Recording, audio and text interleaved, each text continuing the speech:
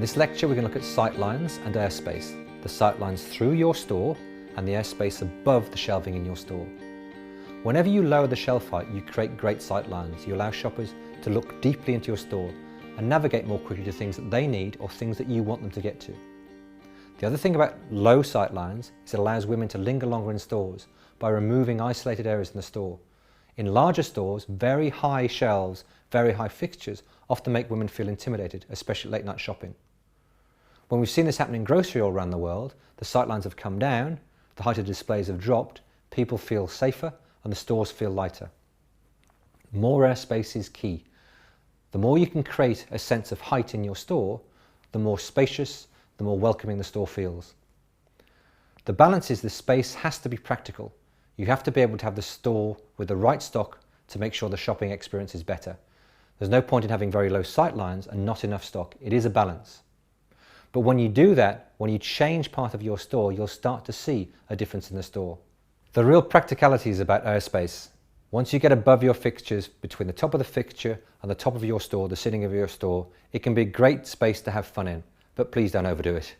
It can end up looking messy, it can end up being a nightmare if you've got any security systems. The amount of times people create great displays only have to come back to watch these things waving around at night time and setting off their alarms. It ruins a good night's sleep. So why are sightlines so important? Surely you want to get people into your store and let them look around, not look through your store. The key thing about sightlines is if you've got a store that's got 10,000 items in it, people from the outside can only see 10% of them. But if your sightlines are correct and you've got good signage at the back of the store and through the store, people can see far more things to attract them into your store. That's why it's so important. Done well, sightlines attract people into your store, either people who are not going to go into your store anyway, or were aiming for a store just like yours and saw better things in your store. Sightlines matter. That's why around the world we've watched stores get lower shelving so people can see signage and product through the store. So let's look at some examples of good sightlines. This is a high-end grocery store nestled in amongst a wide range of luxury clothing and accessory stores in Marina Bay Sands in Singapore. The bright light takes your eye right the way back through the store, and the wine and dairy signs at the back are excellent because they let people know there's more than just fruit and gifts and chocolate in this store. There are other things at the back of the store. So at the front we've got oranges, apples and gift box chocolate. That creates impulse purchase opportunities for walk-by shoppers. You can see the colour fields, you can see the depth. At the back of the store you can see the wine, frozen and dairy signage. This is a totally different store, but you can see how the sightlines here are very low. Electronic stores, generally speaking, do a very good job with sightlines.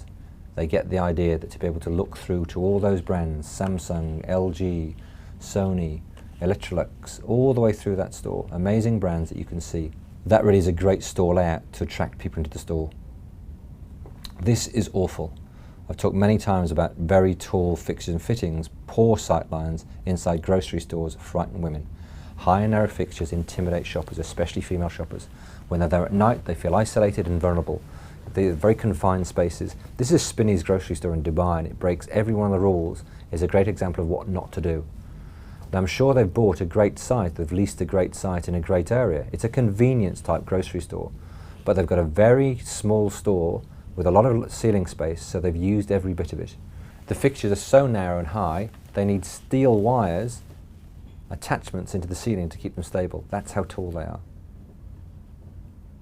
This aisle is so narrow it's impossible to shop it, and that's even walking past it. Forget about pushing a trolley along here. Even a basket wouldn't go past that. It's an absolute barrier to shoppers. The reality is in grocery stores you have to be able to stack shelves. Stock is on the floor for periods of time. But in this store, for as long as those products are there on the floor, shoppers won't even go at that aisle. That whole aisle is no longer a selling space. And the final example of why this is a bad store, why sightlines matter, is it's just too high to shop. I'm 5'7", 1.70 m on a good day. I can't get past shelf 5. If the store associate has to use a ladder to restock, then the shopper can't reach unassisted. It's common sense really.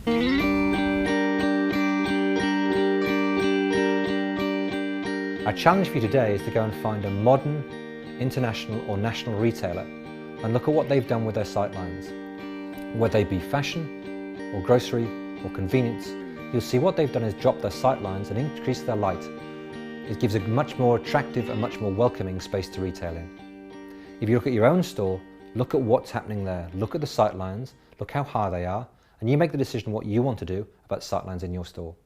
Another key challenge to you is to take your store and just photograph the sightlines. Stand in the store and hold a camera at eye level and just photograph. Just the way the shopper would see your store. Then if you can discreetly, take your phone and go to a store with the low sightlines and just take photographs again and come back and look at them side by side.